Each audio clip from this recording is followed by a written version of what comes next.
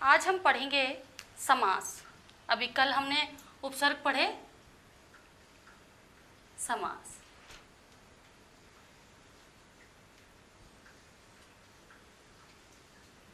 अब उपसर्ग हमने पढ़े, प्रत्यय पढ़े और इसी में शब्द रचना में ही आगे हम समास पढ़ेंगे। तो बच्चों, समास किसे कहते हैं? समास का अर्थ होता है संक्षिप्तीकरण करना या छोटा करना। संक्षिप्तीकरण किसे कहते हैं? संक्षिप्त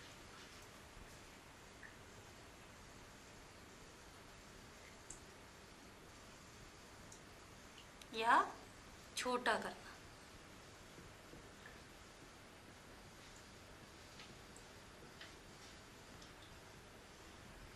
अब संक्षिप्तीकरण किसे कहते हैं? कि जब दो या दो से अधिक शब्दों को मिलाकर एक नया शब्द बनाया जाता है तो उसे समास कहते हैं। जब दो या दो से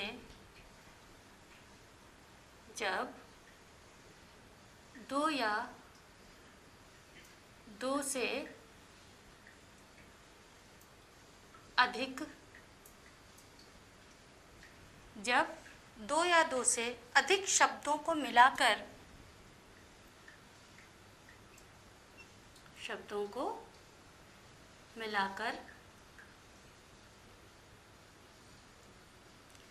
एक नया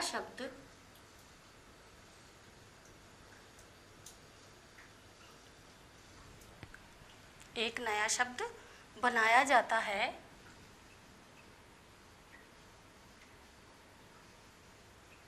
है तो उसे समास कहते हैं।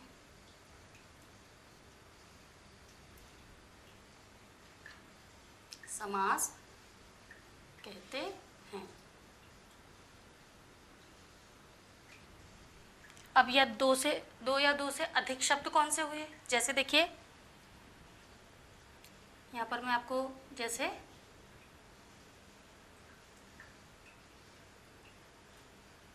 त्रिफला, आप इसका विच्छेद कर लीजिए, सब विग्रह। त्रिफला, त्रि मीन्स होता है तीन और फला मीन्स फलों का, तीन फलों का समाहार या समूह, कुछ भी कह सकते हैं हम। त्रिफला का अर्थ होता है तीन फलों का समाहार या समूह। तो ये आपका समास विग्रह हो गया, तीन फलों का समाहार।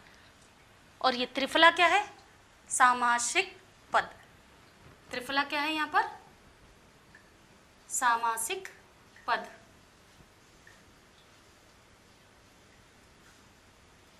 अब देखिए, पद ही शब्द होते हैं। कल मैंने आपको पहले भी बताया था कि पद ही शब्द कहलाते हैं जब उनका व्याकरणिक अर्थों में प्रयोग करते हैं। अब दूसरा ले लेते हैं हम उदाहरण, जैसे विद्यालय। विद्यालय आप सभी जानते हो, विद्या के लिए आलय, या आलय कहते हैं घर को। विद्या के लिए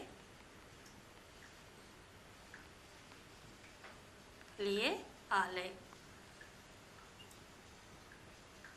अब देखिए, ये कितने शब्द हो गए? 1 2 3 4। 4 शब्दों को हमने संक्षिप्त करके विद्यालय बना लिया। और विद्यालय का ही अगर समास विग्रह किया तो ये विद्या के लिए आलय आ गया। या त्रिफला का अगर समास विग्रह किया तो ये तीन फलों का समाहार आ गया। तो ये आपका संक्षिप्तीकरण की प्रक्रिया कहलाती है,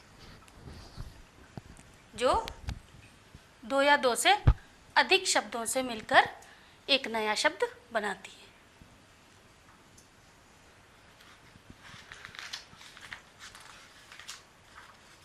अब देखिए, दोनों उदाहरणों में तीन फलों, पहले वाक्य में ये तीन फलों का समाहार दिया गया है और दूसरा विद्या के लिए आलय।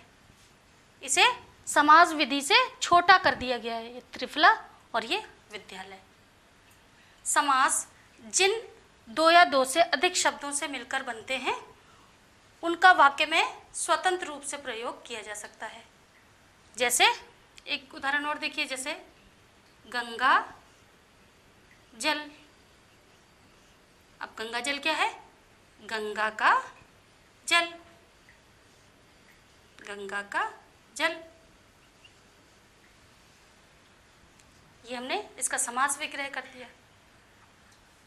अब देखिए इसमें ये जो गंगा जल है या विद्यालय है या त्रिफला, ये तीनों क्या है?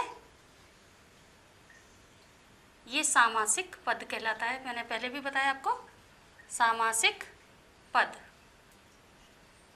या शब्द, या इसे सामासिक पद या शब्द भी कह सकते हैं। और ये क्या है? तीन फलों का समाहार, विद्या के लिए आलय और गंगा जल, ये समास विग्रह कहलाता है। समास विग्रह, सामासिक पद का जब हम विग्रह करते हैं तो ये समास विग्रह कहलाता है। अब इसमें देखिए, अब मान लो हमने लिया गंगा जल, गंगा जल। अब गंगा और जल दो शब्दों से बना है, गंगा और जल दो शब्दों से बना है, तो इसके बीच में एक लाइन खींच दी। ये देखिए हमारा जो आगे का पद है, इससे कहते हैं पूर्व पद, पूर्व पद। और ये अंतिम जो पद है उसको कहते हैं उत्तर पद।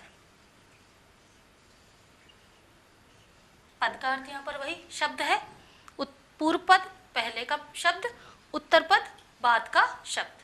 अब यहाँ पर ये जानना बहुत ज़रूरी है कि पूर्व पद क्या होता है और उत्तर पद क्या होता है, क्योंकि इसी के आधार पर हम समास का विग्रह करेंगे। अब इसे सामासिक पद या शब्द कह सकते हैं, या समस्त पद भी कह सकते हैं।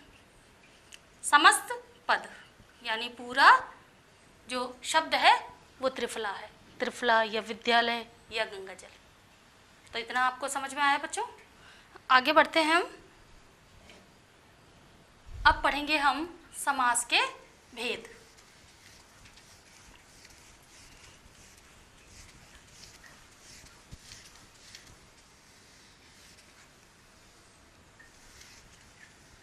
समास के भेद।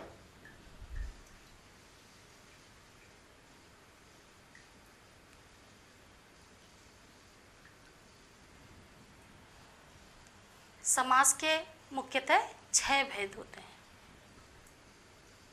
समास के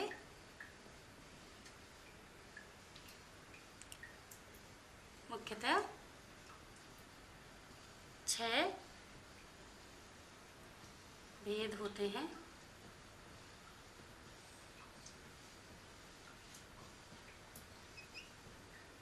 अब देखिए कौन कौन से भेद हैं।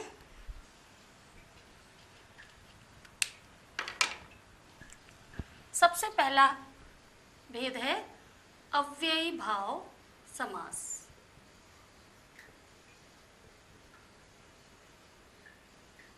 अव्ययी भाव समास।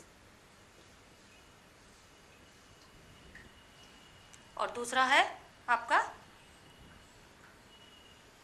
तत्पुरुष समास।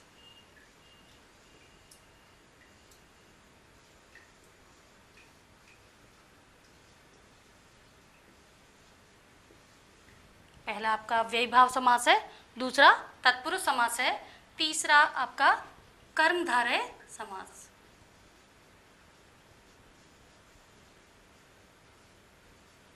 कर्मधारय समास। चौथा है आपका द्विगु समास। द्विगु समास।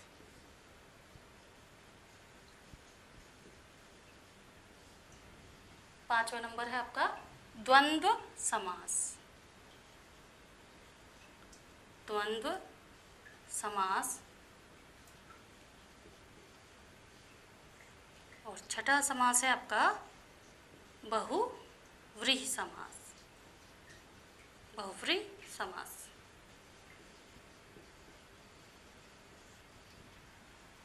अब समास के 6 भेद लिखे हमने। पहला अव्ययी भाव समास, दूसरा तत्पुरुष समास, तीसरा कर्मधारय समास, चौथा द्विगु समास, पांचवा द्वंद्व समास और छठा बहुव्रीहि समास। तो सबसे पहले हम तत्पुरुष समास की बात करेंगे। तत्पुरुष समास या अव्ययी भाव की। पहला आप तत्पुरुष ही कर लो। तत्पुरुष समास।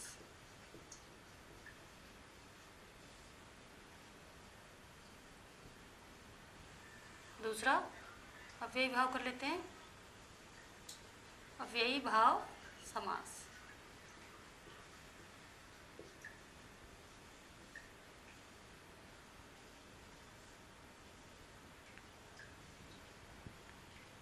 सबसे पहले हम पढ़ेंगे तत्पुरुष समास के बारे में। तत्पुरुष समास।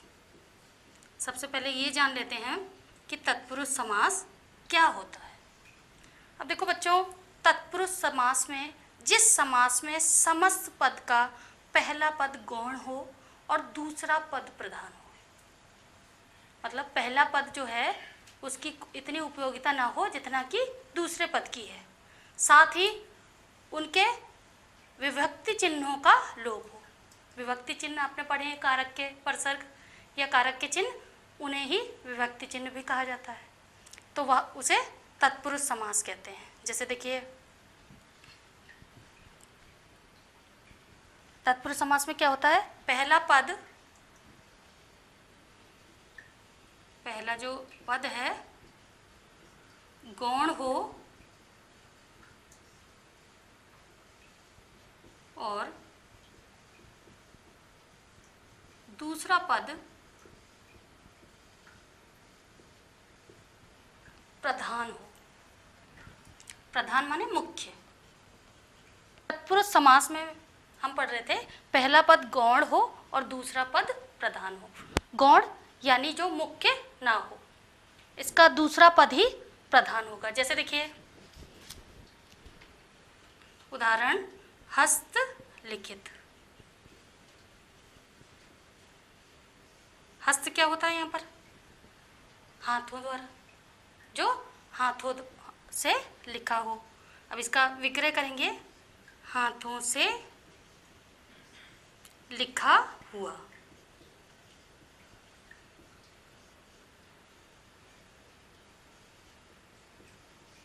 अब हाथों से लिखा हुआ, हाथों के द्वारा, ये विभक्ति चिन्ह आ गया से, यहाँ पर हाथों से लिखा हुआ। अब दूसरा देखिए, जैसे रसोई घर। रसोई घर ये समस्त पद है। अब इसका समास विग्रह करने पर बनेगा, रसोई के लिए, रसोई के लिए घर। अब आपको मालूम है कि रसोई घर आपका किचन, जहाँ पर रसोई बनती है, खाने के लिए सामान बनता है, तो रसोई के लिए वो एक अलग ही कमरा होता है या घर होता है, तो उसको रसोई घर कहा जाता है। अब ऐसे ही इसमें जब हम समास विग्रह करेंगे तो इसमें विभक्ति चिन्ह आएंगे, और अगर उसको समासिक पद बनाएंगे या समस्त पद बनाएंगे तो वहाँ पर उसका लोप हो जाएगा। पर हमें इस बात का ध्यान रखना पड़ेगा और अभ्यास करना पड़ेगा कि हर एक विभक्ति चिन्ह का, जो कारक के विभक्ति चिन्ह होते हैं, उनका प्रयोग यहाँ पर होता है। अब आप हस्तलिखित ऐसे ही है, ऐसे ही है, अकाल, अकाल पीड़ित, अकाल पीड़ित। अब अकाल जहाँ पड़ जाए, अकाल पीड़ित जहाँ पर अकाल पड़ जाए तो अकाल से सभी पीड़ित यानी दुखी हो जाते हैं, तो अकाल से पीड़ित।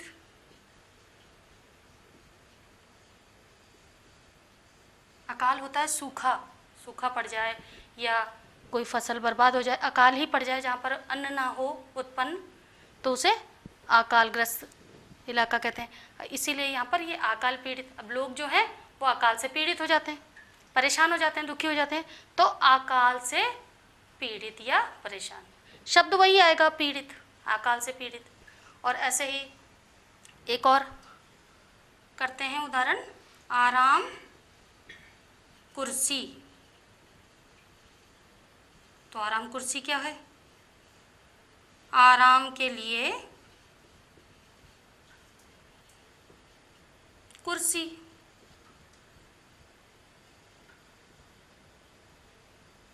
ऐसे बहुत सारे उदाहरण हैं जो आप कर सकते हो और इसका अभ्यास कर सकते हो, तभी आपको समास आसानी से समझ में आ जाएगा कि तत्पुरुष समास, ये आप फटाफट पहचान जाओगे कि ये तत्पुरुष समास है। ठीक है, अब मैंने तो बहुत बार पढ़ा हुआ है, मुझे तो समझ में फटाफट आ जाते हैं क्योंकि मैंने बहुत इसका अभ्यास किया हुआ है, पर आपको भी एक बार अभ्यास करना पड़ेगा, तब आप आराम से समझ जाओगे। अब देखिए, इसमें पहला पद गौण हूँ और दूसरा पद प्रधान। अब लिखित यहाँ पर प्रधानता दे रहा है, हस्त तो पहला पद हो गया और लिखित इसका दूसरा पद है, तो ये प्रधान माना जाएगा, हाथों से लिखा हुआ। अब अकाल यहाँ पर मुख्य नहीं है, दूसरा जो पद है इसका पीड़ित, अकाल से पीड़ित, पीड़ित यहाँ पर प्रधान पद माना जाएगा, प्रधान जो शब्द है वो माना जाएगा। अब दूसरा समास पढ़ते हैं, अव्ययी भाव समास।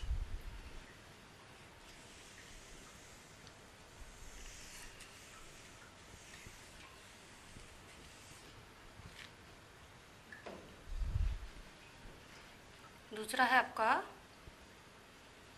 अव्ययी भाव समास।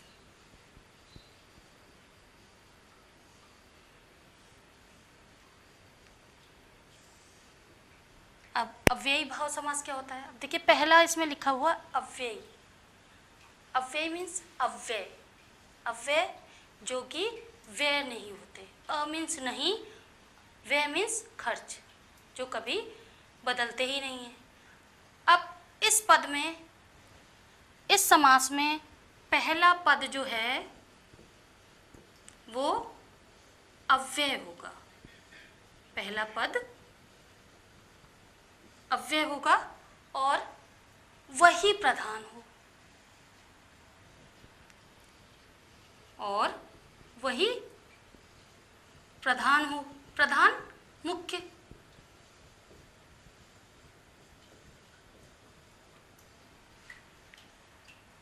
तो समस्त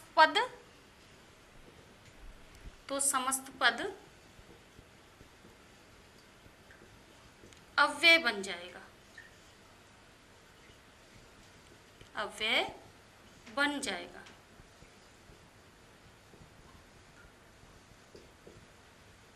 अब इसमें पहला पद अव्यय होगा और वही मुख्य होगा और समस्त पद अव्यय बन जाएगा। मान लो पहला पद है, जैसे लिखा हमने उदाहरण के लिए, जैसे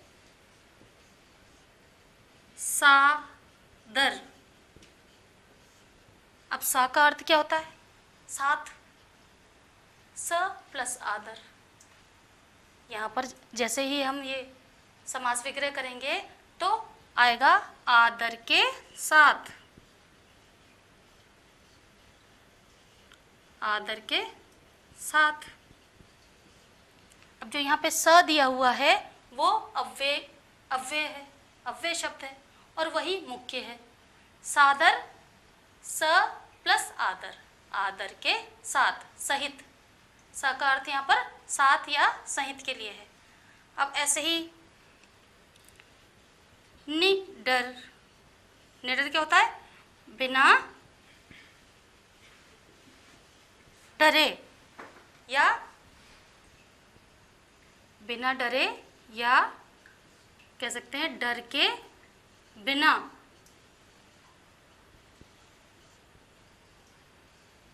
ऐसे ही और उदाहरण है, जैसे यथा शक्ति। अब यथा का अर्थ होता है जैसी, और शक्ति जैसी शक्ति हो, तो शक्ति के, यथा मीन्स जैसी, अनुसार, शक्ति के अनुसार।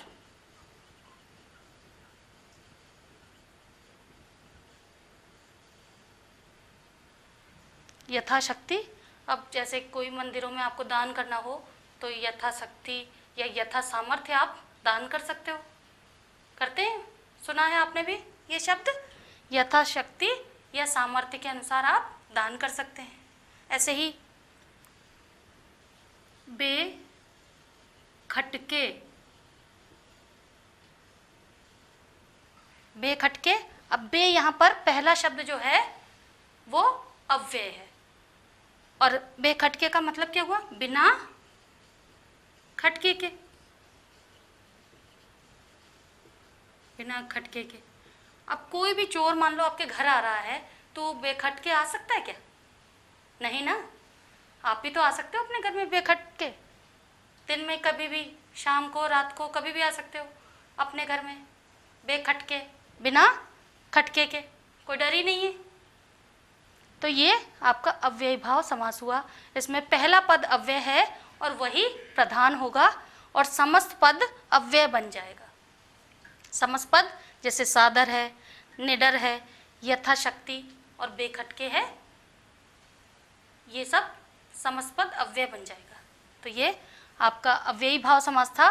पहला पद अव्यय है और वही प्रधान होगा, मुख्य वही होगा, और इसके लिए भी आपको, हर चीज़ के लिए आपको अभ्यास करना पड़ेगा। अभ्यास के साथ ही आप 2-2, 4-4 शब्द लेके उनका अभ्यास करें। फिर अभी एक्सरसाइज करेंगे, तो अभ्यास जब करेंगे हम तब आप और भी अच्छे से सीख सकोगे इनको। अब देखिए आपका तीसरा जो समास है वो है कर्मधारय समास। कर्मधारय समास।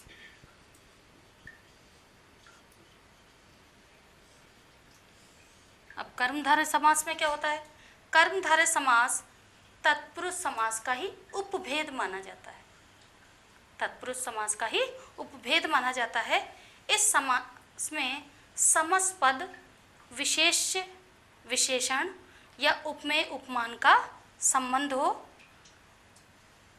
अब देखिए ये तत्पुरुष समास का ही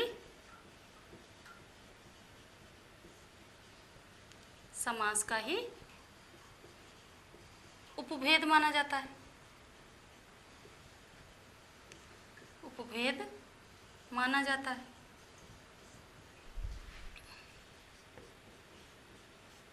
इसमें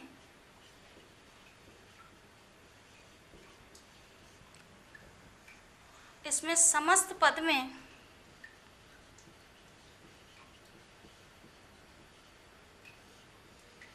विशेषण, विशेष्य, विशेषण, विशेष्य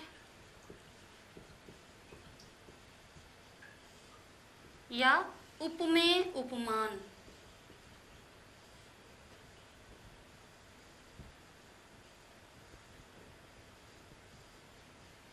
उपमेय उपमान का संबंध हो,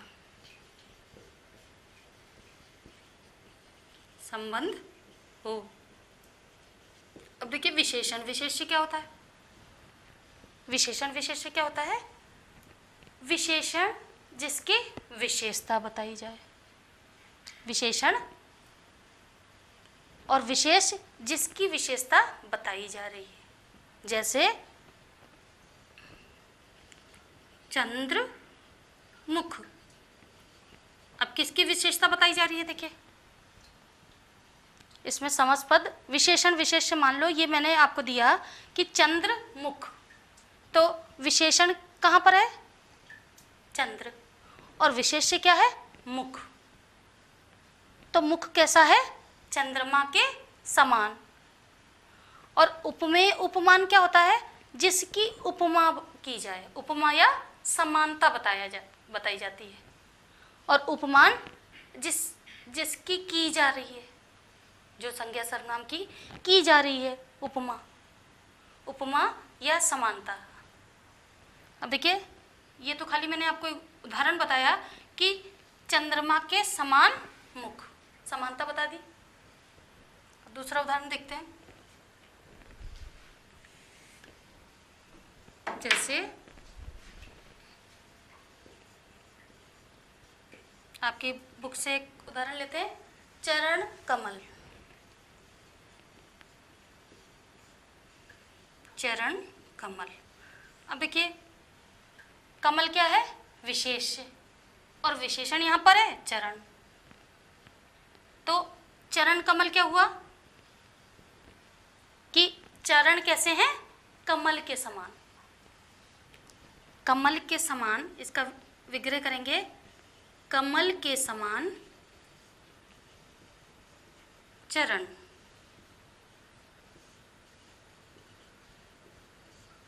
अब देखिए ये उपमा की जाती देवताओं के चरणों से, चरण पैरों से, कि उनके चरण कैसे हैं, कमल के समान, कमल फूल के समान।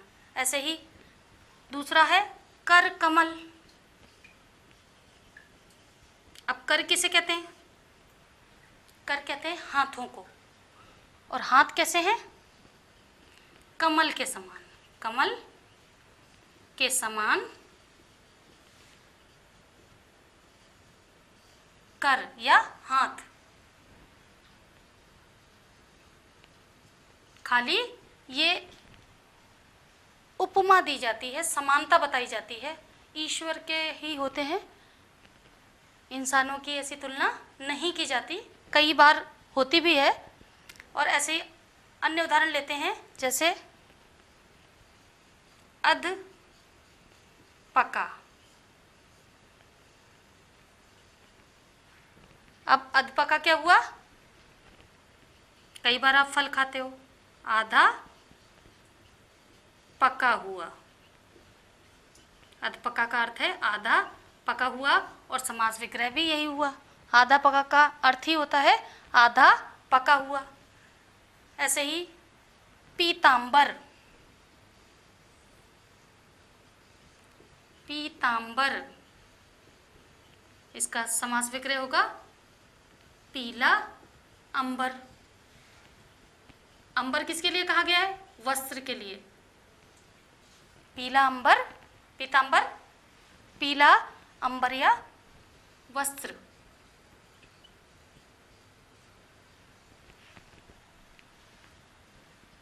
अब देखिए अंबर यहां पर क्या है भाई, पीला, पीत, पीत प्लस अंबर, पीतांबर पीला है जो अंबर या पीला वस्त्र। और उदाहरण में समझाऊं आपको,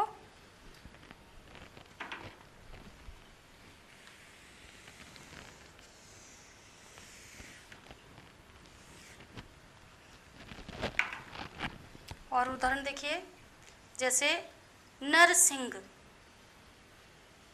नर सिंह। अब सिंह क्या होता है, शेर, और नर इंसान, मनुष्यों के लिए कहा जाता है। तो नरों में समास विग्रह करेंगे, नरों में सिंह के समान, सिंह के समान, सिंह मीन शेर।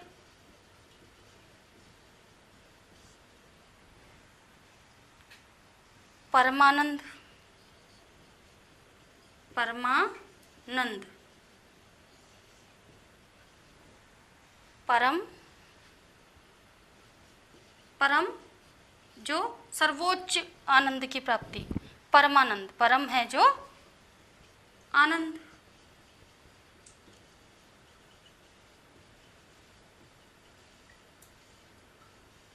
ये आपका कर्मधारय समास में, इसमें तत्पुरुष समास का उपभेद माना जाता है, और इसमें समस्त पद में विशेषण विशेष उपमेय उपमान का संबंध होता है। ये आपने उदाहरण भी देखे, कुछ समझ में आया आपको कर्मधारय समास के बारे में। अगला समास हम पढ़ते हैं द्विगु समास।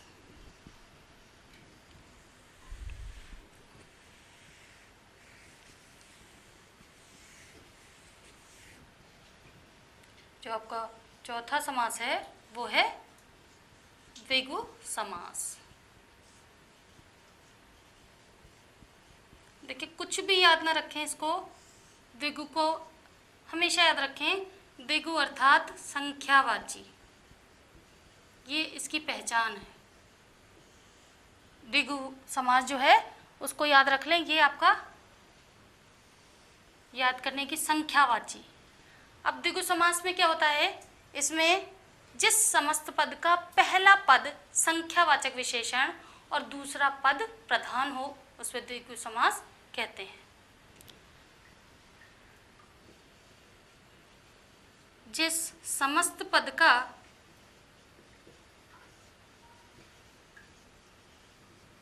पहला पद संख्यावाची विशेषण,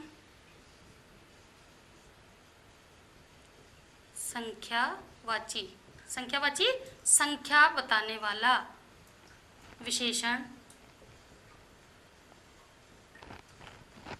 और दूसरा पद प्रधान हो, और दूसरा पद प्रधान हो। प्रधान माने, प्रधान का अर्थ है मुख्य, वो द्विगु समास होता है। अब पहला पद देखें, जैसे नवरात्रि।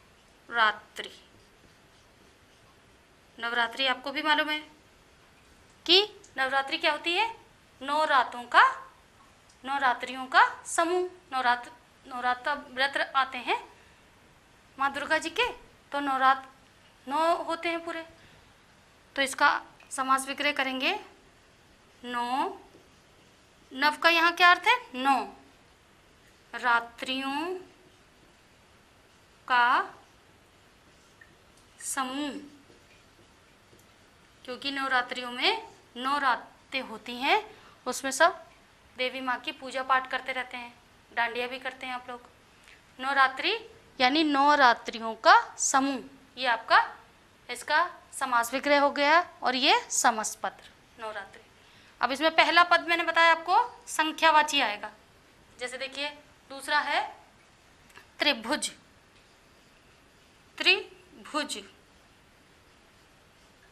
त्रिभुज आप व्याकरण में भी, उसमें गणित में भी बनाते हो त्रिभुज। त्रिभुज का क्या होता है, तीनों भुजाएं बराबर होती हैं। तो यहाँ त्रि मीन्स होता है 3 भुजाओं का, 3 भुजाओं का समूह, 3 भुजाओं का समूह।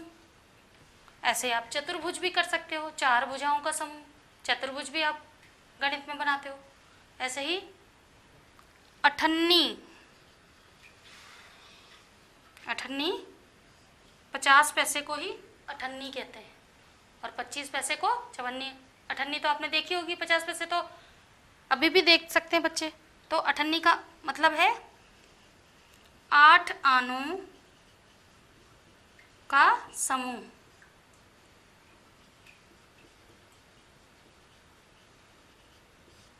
अब पहला पद देखिए, इसमें 3, इसमें 9, इसमें 8 माने 8 आनों का समूह। ऐसे ही चौमासा, चौ नाम से स्पष्ट है कि 4 मासों का समूह, 4 मासों का समूह। और चतुर्मास भी कहते हैं इसको, चतुर्मास लग जाता है बरसात से पहले ही, तो 4 मासों का समूह। और चतुर्मास भी यही है, 4 मासों का समूह।